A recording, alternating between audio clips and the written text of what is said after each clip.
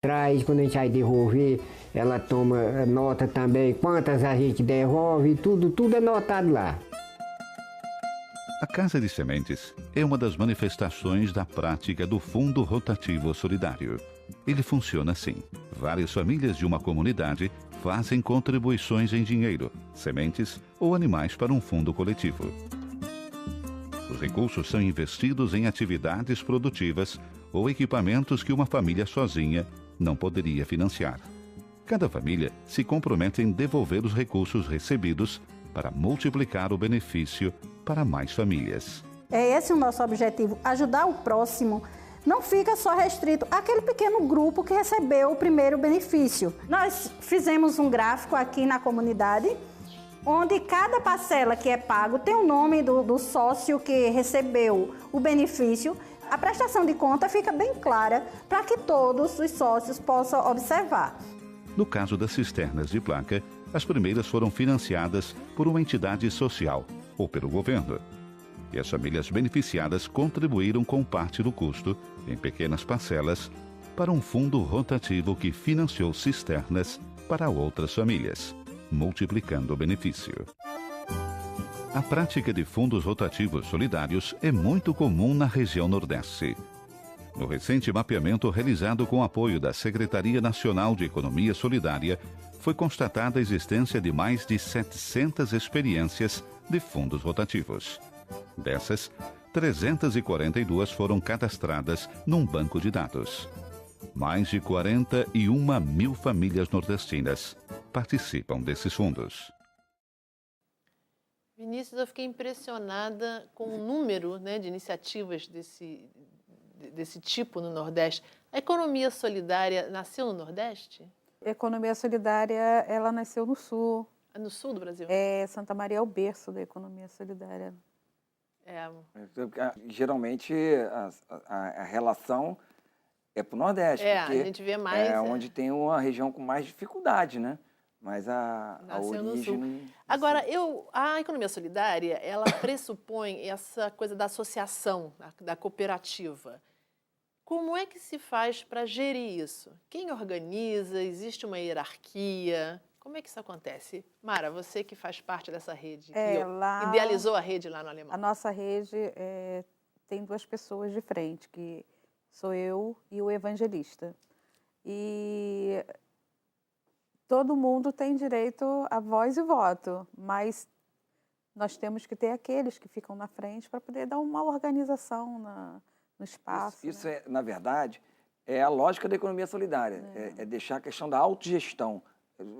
Até via secretaria, via poder público, nós temos que ter um cuidado muito grande para não interferir nesse processo da economia natural da economia solidária.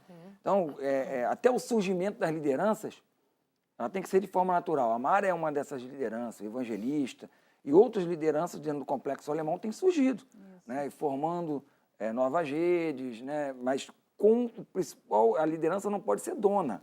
Ela não pode ser chefe, senão você vai para a lógica da economia tradicional. Ela tem que entender que ela está ali no processo, que ela apenas está liderando aquele processo. Não somos, né? Agora, você falou a lógica da economia tradicional. Essa é uma outra dúvida que eu tenho.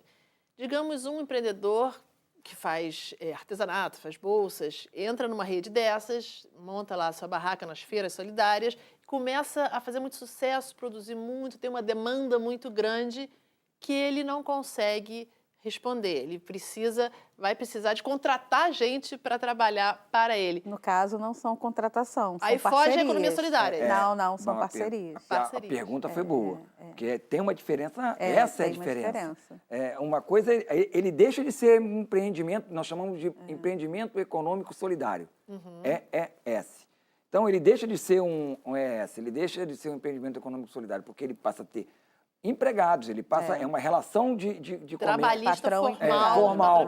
Não, o correto é ele aumentou a demanda, ele traz para dentro do empreendimento outras pessoas que passam trabalham a ter dentro do mesmo segmento dele. E passam a ter os mesmos direitos. No final, tudo é dividido igualmente. É a lógica do cooperativismo. Mas Também. a economia solidária prevê também esse aumento de produção? Quer dizer, ou existe um patamar onde você Não. fica? Não. Infinito. Aonde for. Aonde for. Agora, em relação à legalidade, porque, Mara, você deve saber melhor do que ninguém que a maior parte dos artesãos e pessoal que faz trabalho em casa vende na rua, às vezes, vende para amigos e estão na informalidade. Dentro da rede de economia solidária, isso muda? Aí vai depender do empreendimento. Você No meu é- caso, eu sou formalizada e vários são formalizados, mas não necessariamente, aí vai de cada um. Você é microempresária, Microempreendedor individual. microempreendedora? Por exemplo, você entra numa feira, só que a gente tem um grupo que a gente dá suporte àquele que está entrando na questão do O novato. produto, na melhoria do produto dela, pensar no melhor produto para colocar naquele espaço, no caso. No nosso caso lá tem um tema teleférico. Então, a gente tenta fazer com que aquele empreendimento trabalhe o tema teleférico, porque são muitos turistas e eles querem levar uma coisa da região. Então você Entendeu? já tem uma orientação do que, como você falou de design, todas essas orientações Isso, do que. isso. E como é que anda a economia solidária no Rio de Janeiro? Dá para fazer um mapa? Quais são os principais produtos, os locais, os polos? Dá para fazer, ela vem crescendo muito. Né? A demanda da secretaria tem sido muito grande para que empreendedores entrem para dentro da economia solidária, querem conhecer o que é, ainda mais depois do decreto do prefeito criando o circuito carioca da economia solidária. Hoje nós temos 10 redes no município do Rio de Janeiro. Essas 10 redes estão concentradas dentro de um fórum municipal. Dizer que a prefeitura não tem nenhuma ingerência sobre o fórum é criado por eles, gerido por eles, a rede é gerida por eles.